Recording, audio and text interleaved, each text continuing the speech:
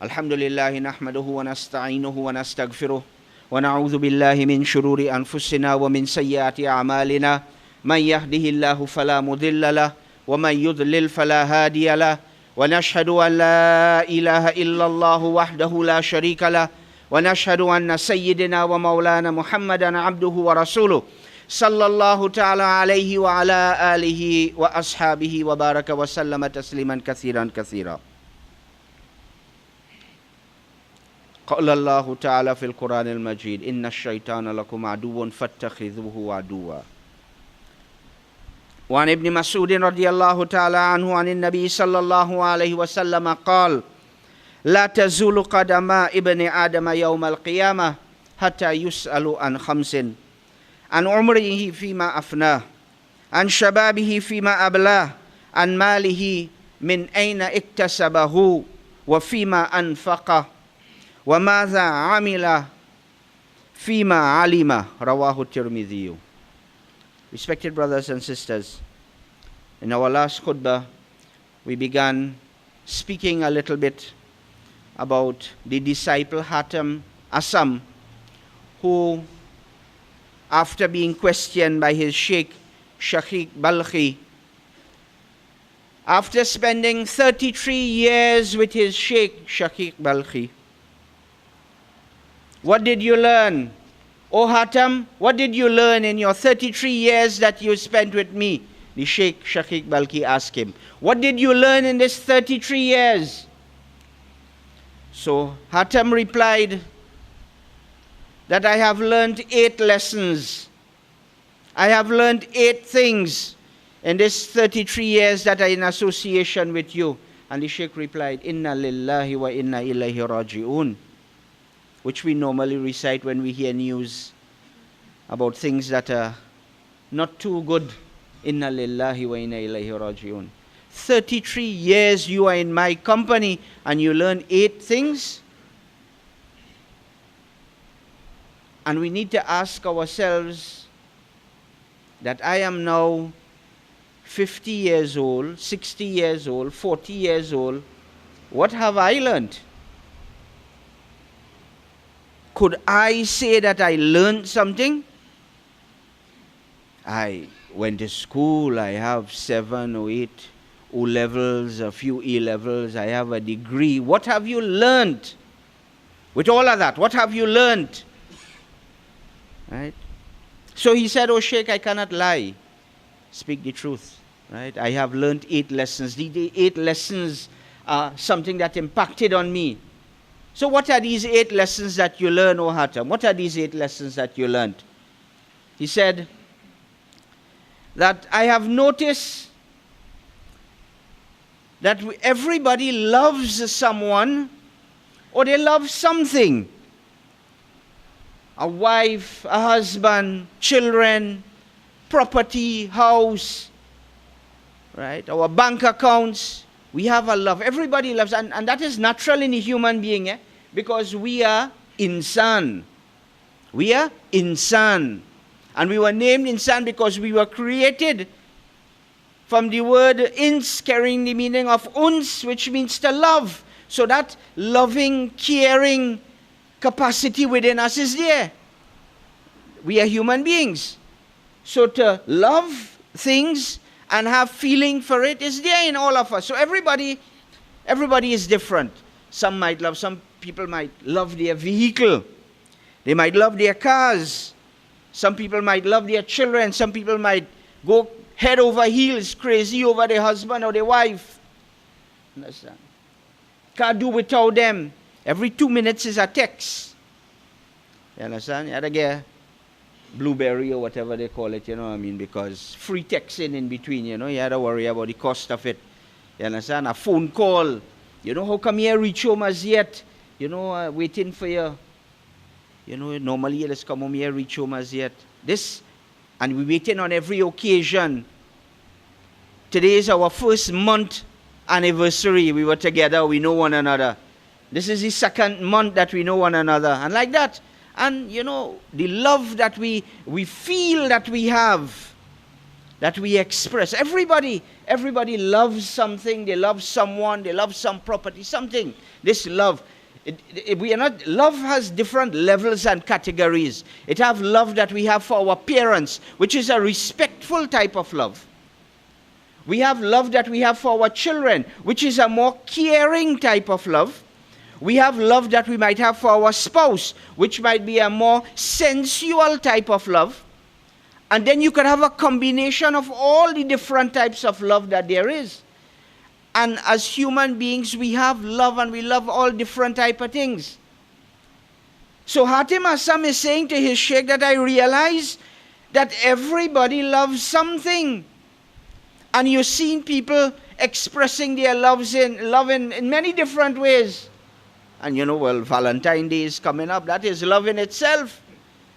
Understand? Valentine's Day coming up, everybody had to buy a little something, A birthday pass straight and here do nothing, And we call all of these things love. But he says, I notice another thing. I notice that all of these things that we love and all of these things that we have so much a care and concern about, all of them things only reaching up to the grave. All of those things that we love so much for, the husband, the wife, the children, all of those things, it only reaching up to the grave. And after that is me and me alone. All of those things that we had so much love and care and so much we sacrifice for, that we would break the law of Allah one after the next. We would go and do perjury in court and lie and cheat and rob and all of that because of the worldly possession and just to defend. We don't know that my child was home whole night. He wasn't involved in nothing. He was home all night. I was with him. Right. All the things that we would lie for and we would cheat and rob and all. All them things, only going right up to the grave. You're going beyond that. This is the first lesson that I learned, Sheikh, that I realized that all this love that we have for this and sacrifice that we make, all them things only coming up to the grave. So you know what I decide to do? I decide that I am going to develop the love for Amalus Salihat, for good actions, for righteous deeds. I want to develop that aptitude to love good actions.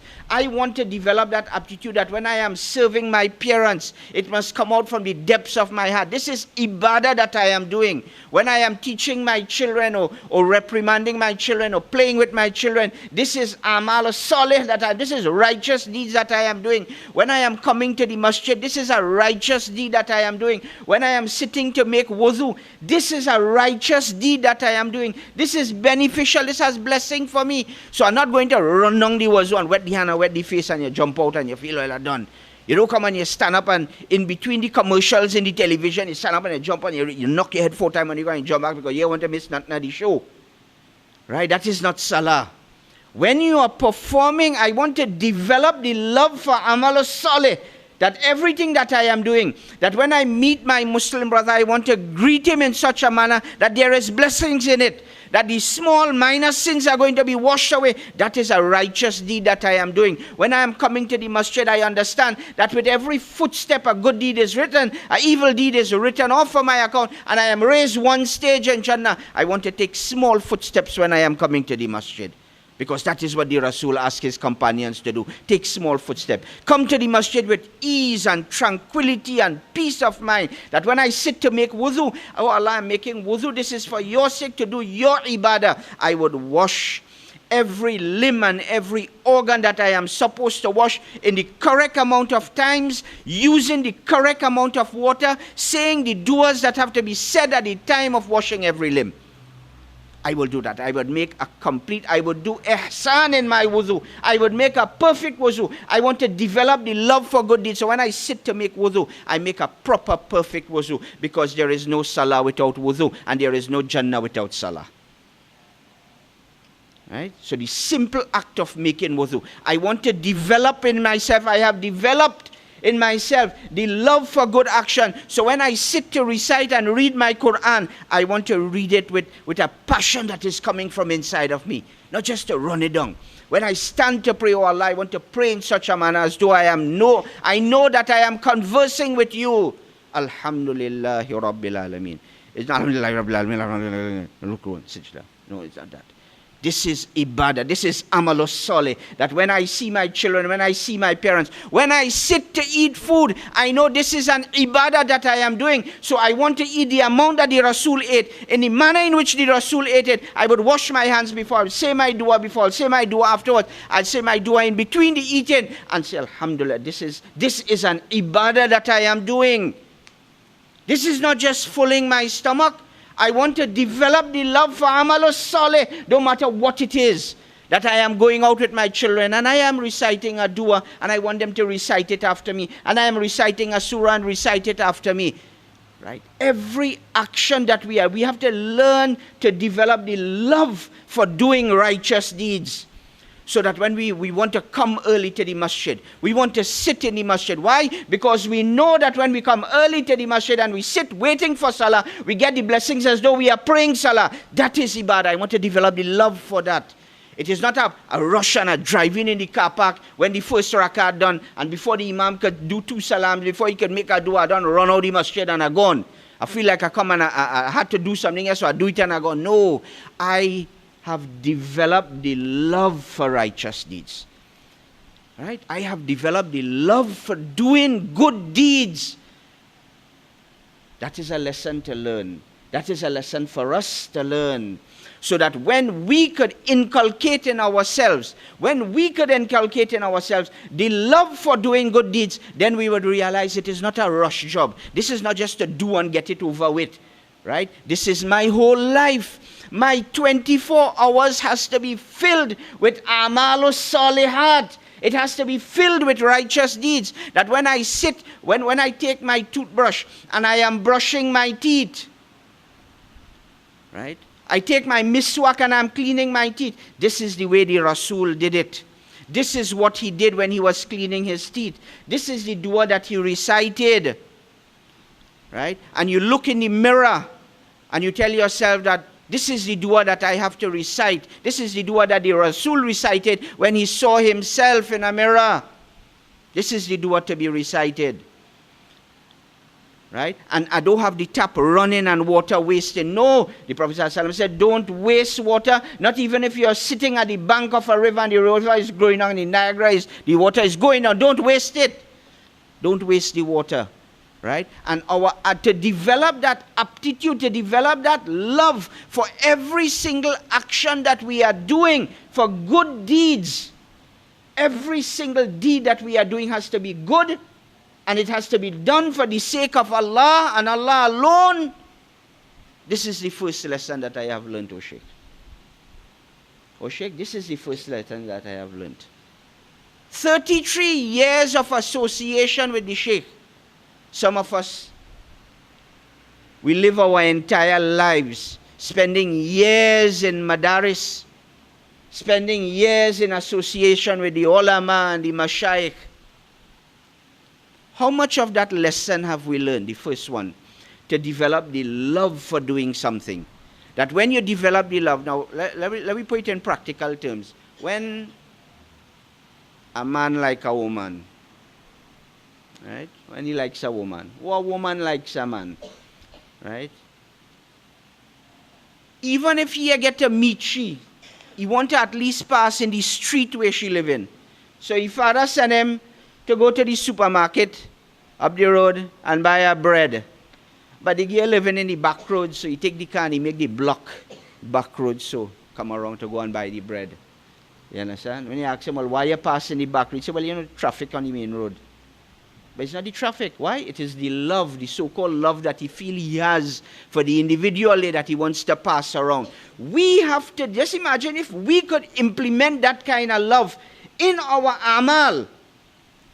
In our amal. That yes, we know, wash the face, the hand, make massage, and wash the foot, and I said, wuzu is over. But we have a love for doing this action, that we would sit properly, facing the direction of Qibla, using the correct amount of water, washing every limb, doing the khilal of the fingers, gargling, doing the miswak, snuffing our nostrils, washing the entire face, washing the hands up to and over and beyond the elbows, making massa of the entire head, making massa of the ears, behind the neck, doing khilal of the beard, doing khilal of the fingers and the toes, and washing the feet over and beyond the ankle. Then we would understand, and at every action, reciting the proper dua. Oh Allah, let my face shine like the 14th full moon on the day of judgment. Oh Allah, give me my book of deeds in my right hand. Oh Allah, do not give me my book of deeds in my left hand or behind my back. Oh Allah, cover me with your shade on the day when there will be no shade except your shade. Oh Allah, let my right foot cross the speed of light when washing the right foot. Oh Allah, let my foot cross the bridge of Sirat with the speed of lightning. Oh Allah, do not let my left foot slip and I fall into the fire of Jahannam. The duas to be recited when we are doing that simple amal of wudu that we would do 5 times a day, 10 times a day. That we would want to remain in wudu all the time, to develop a love for doing the actions and not consider this just to be a rush job. That we come down for Jummah Namaz, so as soon as Jummah Namaz, how long they men talking for Jummah, what time Jummah finishing today?